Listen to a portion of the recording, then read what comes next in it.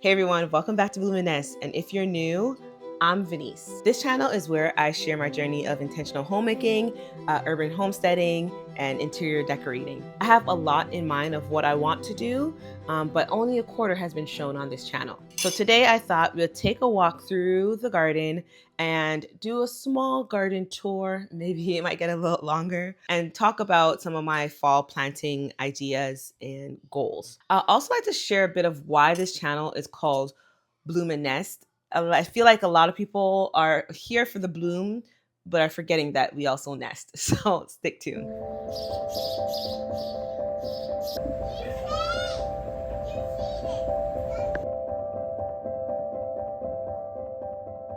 So I often get this question, why bloom and nest? Like, where did it come from? What does it mean? I believe that the bloom part is about the growth, the growing in the garden, my homesteading journey, and all of the outside projects that help us be a little bit more sustainable and self-reliant. And the nest is about the home, cooking, interior design, seasonal decor, things along that nature. Also like routines, minimalism, all of that is a part of who I am and what a part of what this channel is about. Everything I share here really falls within those two categories: bloom outside in the garden and nesting inside the home. And speaking of blooming, let's head outside into the garden and take a look of how things are growing and talk about some of the plans we have for fall. I'm gonna go to the very back so you can kind of see what's going on. So when you enter the garden, this is how it looks from the side lawn. I don't know if you guys can see that, but that's a future thing. We have here two small garden beds that I kind of just put together. I'm going to be changing these flowers. So we have here cucumbers that's flowering, which shouldn't be. This is the cucumbers that we grew them together, or we planted them together. This is supposed to be my backup. It was my backup cucumbers for when or if the cucumber beetles killed our cucumbers that we have currently in the garden bed, which it did, but we'll get to that. But I did replant a few of them, and I'm going to probably have to continue doing that. We'll see. Just kind of like as a distraction at this point, as a trap crop. But we have that there. Then we have here the two garden beds. I have two salvias and I have an iceberg rose.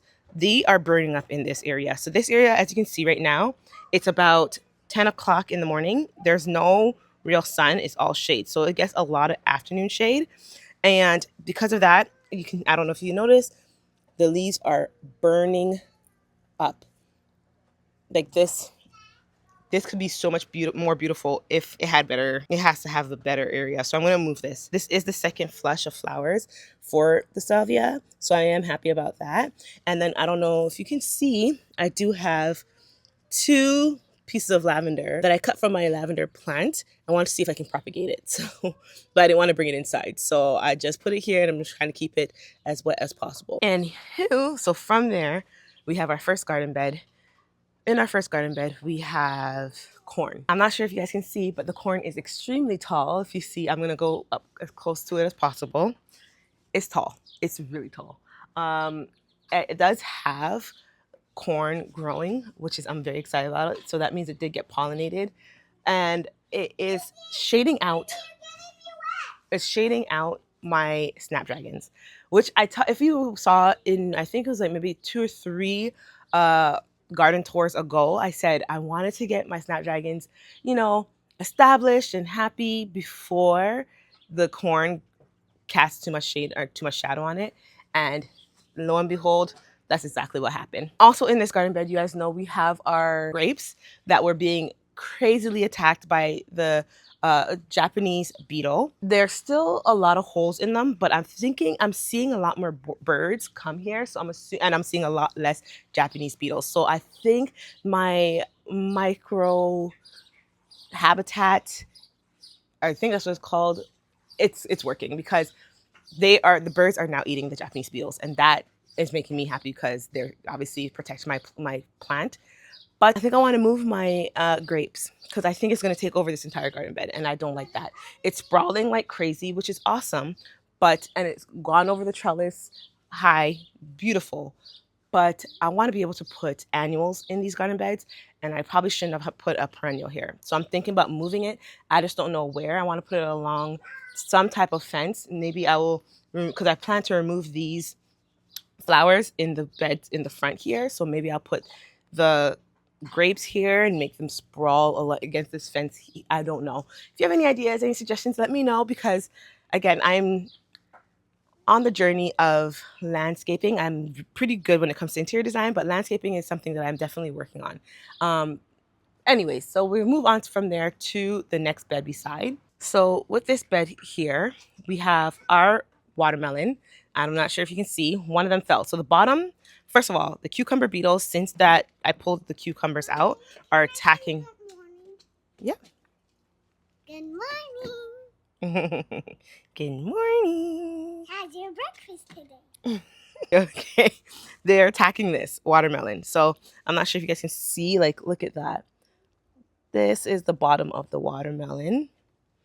I think I'm gonna have to cut off these. Show the top watermelon. I will.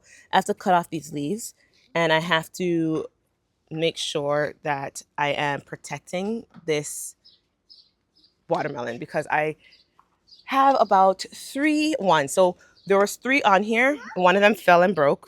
It prematurely. Yes, Callie, I know. Prematurely. So we still have 1 here. Yep, there's a cucumber beetle right there. I don't know if you guys can see that. 1 here. And then we just recently got this one at the top starting to grow, which is really cute. I love it. We have peppers.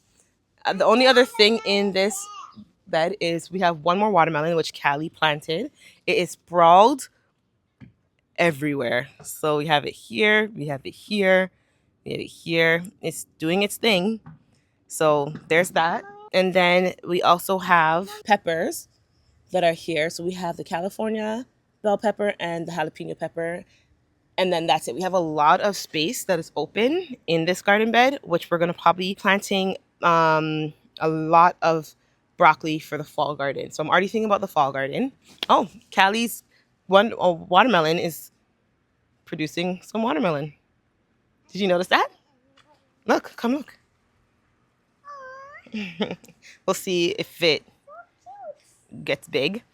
I hope it doesn't get too big, because right now it's on our trellis for our apple espalier, which we'll get to. Since we're here, we'll talk about it.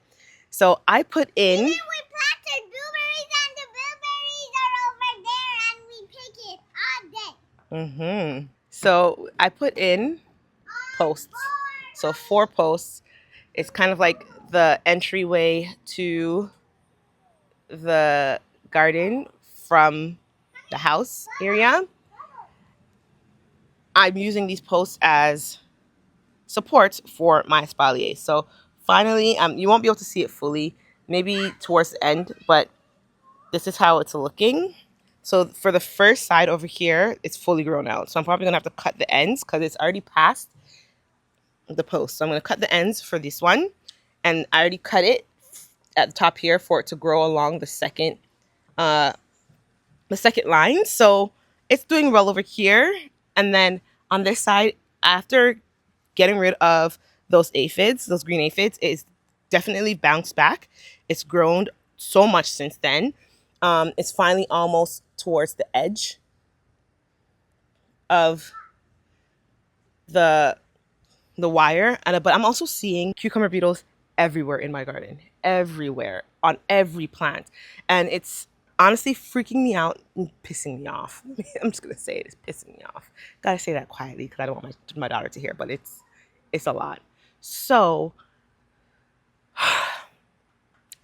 pray for me. If we go past this area, we're gonna go to this side where we have our tomato bed.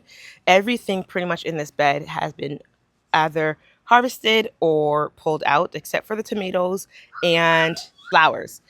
With the tomatoes, I was having blossom end rot, so I put eggshells in the bottom here. It seems to have worked so far. The tomatoes that have started to turn red now are without blossom end rot, so it was lacking calcium. Yeah, so it was lacking calcium. So now I think it is either absorbing the calcium better, or it is... Yeah, I think it's just that. It's absorbing the calcium better, so it's starting to turn red a lot better and not having the blossom end rot. There are still a lot of tomatoes.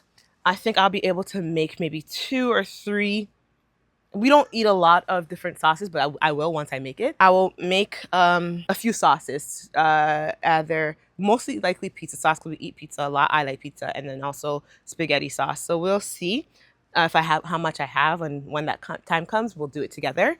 I'm gonna show you something. So in this bed, previously we had peas in here with the tomatoes, and then we also had peas potentially going up this trellis.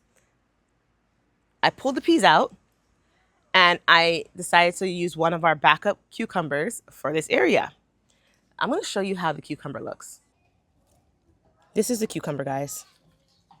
This is the cucumber. I don't even know if you can see it. This is ridiculous. So, yep, and I see a cucumber beetle. They're killing my, what plants is that? Oh, still my cucumbers. There's all of them, a whole bunch of them here.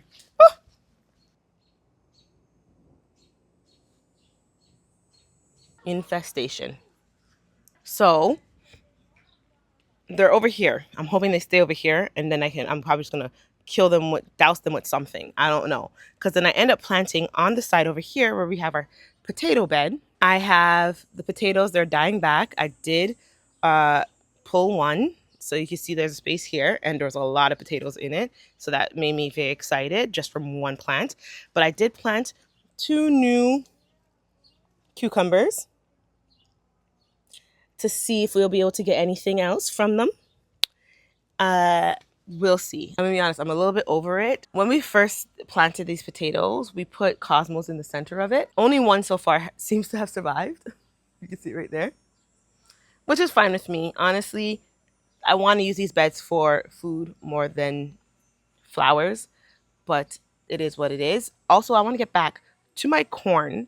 With the corn, guys, there was some type of corn bug or something. I don't know what it was, but it's definitely was attacking or is attacking the corn even to today. Like, if you guys, I'm going to show you. Why does the corn look like this? What is that? I've never seen corn like that before in my life. I don't know what that is, guys. If you know what it is, let me know, because that is disgusting. I'm a little afraid to touch it. There are 2 corns in here that are not doing well. So there's that one and then this one. As you can see, like, there's those markings. Those 2 have not produced any corn. And I figured, let me keep it there. If whatever's attacking it, hopefully it continues to only attack that and it doesn't attack the other corns that are here. But if they do, if I see it starting to spread, I'll just pull everything and call it a day. I feel like I'm saying this in every video, but I know I'm not the only person struggling with pests this year. Pests have been on one with everybody that I watch or everybody I see, they say the same thing. Pests are on one. So I am just going to continue to work through it. a little I was a little defeated in my last video. For those of you that called me out and said, it will pass. Thank you. I appreciate it. It has passed, and now we are just letting the garden be. I always forget to show you guys this, but this is our green stalk. And it's looking really, it's interesting, to say the least. We have in here the peppers and strawberries and then a lot of flowers. This is the Chester. It's so beautiful. I cut this and I made a flower arrangement in the house with a lot of the flowers that I have around the garden, and it looks beautiful and I'm excited about it. We also have a lot of peppers. Growing off of this. I'm not sure if I think this is, it's jalapeno peppers. We have too many jalapenos. I can't actually eat them. It's too spicy. And then we do have some California Wonder peppers growing in here, as well as our strawberries. We are going to be making this entire green stalk into a strawberry green stalk, and I'm going to be moving it somewhere else in the garden and probably getting another one in the following season. So we have under right here where we're collecting our water, I have right underneath it some broccoli. And we started these together. Look, they're being eaten. They're not looking the best, like at all. I'm going to be starting some more. It's the green magic broccoli that we started together. And the plan that we have for fall is in this garden bed and most likely in the tomato garden bed. We're going to be putting, okay, this, let me correct myself. This garden bed, the pepper garden bed, as well as the potato garden bed, and potentially, depending on how quick the tomatoes ripen, these three garden beds are going to be used for fall. So we're going to be doing this garden bed for broccoli, and then also the grow bags that we have in front of it are going to be broccoli. We're going to do bok choy, the entire bed bok choy, because we killed that and it was so good. And then over there, we're going to be doing peas as well as carrots. And those are the four things I'm going to be growing this fall in order for us to thrive. We're gonna preserve the carrots. We're not gonna eat them all at one time, that's for sure. The broccoli we're gonna preserve as well. Probably just cut them up, blanch them, and freeze them, so we can use them over the winter. And the bok choy is something that we have to eat more fresh. I haven't seen anybody preserve them, but I'm thinking that because we like so much broccoli, I might spread it not just in this one bed and the grow bags, but I might also move it further back with the bok choy. We'll see. Whatever dies first. I need to start the seeds. It is really late starting some of the seeds, so it's more the broccoli that I'm worried about. Peas grow pretty quick as well. I need to actually put them in there sooner rather than later. Guys, I'm a little worried about this watermelon plant, but we'll see what happens. Because this watermelon, did it break off? It's so small. So it fully broke off. I'm not happy about that, but at least we still have one watermelon on there and then another one growing that I'm going to probably support sooner rather than later. I don't know if you guys can see that. It's just annoying. Like the bottom of the bed is so, like I made sure that there's a lot of airflow. It is this, I could see it. The cucumber beetles are like sorry, you guys can't see me. I'm too busy looking at the actual, the cucumber beetles are everywhere. Beneficial nematodes can't come soon enough. This year's, let's just enjoy the garden before having to go back to work. And next year, I'm going to come heavy with a plan. Because if I'm going to be a homesteader, an urban homesteader with minimal space, because it's a small backyard, I need to come with a plan in hand to get as much food as possible. So that is the plan next year. And if I get chickens, I'm going to have to put a gate around this entire garden. I'm excited. Anyways, let's head back inside.